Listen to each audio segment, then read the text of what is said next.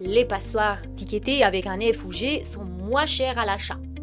Disons, parfois on est très surpris parce qu'on peut trouver des logements ou complètement un immeuble entier en G qui coûte plus cher qu'un immeuble en D. On a des surprises sur le marché, donc il faut chercher. Mais après, bien évidemment, quand vous avez une passoire thermique, il faut s'en occuper de l'isolation, des fenêtres, chauffage, ventilation. Ça peut très vite chiffrer. Je ne peux pas vous donner un chiffre car ça dépend de votre exigence. En tout cas, fais un audit énergétique avant d'acheter, sinon tu vas vraiment pleurer. Alors, si tu veux acheter une passoire thermique, probablement tu penses aussi aux aides. Très bien, il faut passer par des pros pour faire ça, d'accord? C'est un pro RGE, suivre des procédures carrées et parfois attendre des mois et des mois pour toucher les aides de ma prime rénov par exemple, ou le éco-PTZ ou exonération locale, etc. Parfois, ça peut passer dans ta tête, bah tiens, je vais vivre dedans pendant les travaux. Bon,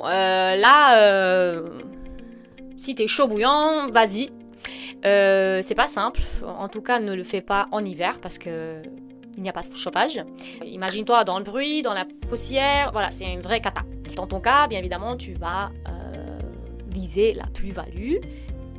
C'est une bonne idée, bien évidemment. Une fois rénové, ton bien peut reprendre jusqu'à 20% de valeur. Attention, il faut l'acheter à bon prix. D'accord ?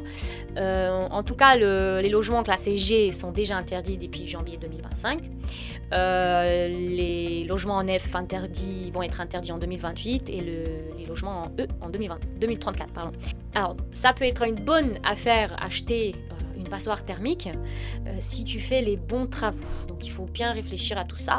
Est-ce qu'il faut se poser aussi la question si tu as l'énergie nécessaire pour tout gérer, parce que tu peux pas foncer avec la tête baissée, j'achète un bien, hop, je rénove en 2 secondes et c'est bon.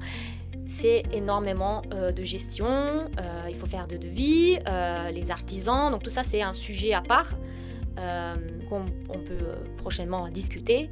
Il y a les délais, les paperasses, les problèmes, les fuites, toujours suivi des chantiers. C'est un vrai projet, pas juste une petite peinture qui d'ailleurs ça coûte très cher.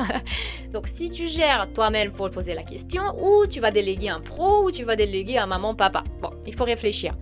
Acheter une passoire thermique, c'est rénover intelligemment, profiter des aides et valorise ton bien. Mais faut pas s'y lancer juste comme ça au hasard. Et si tu as besoin d'un œil expert pour ton projet, viens nous en parler.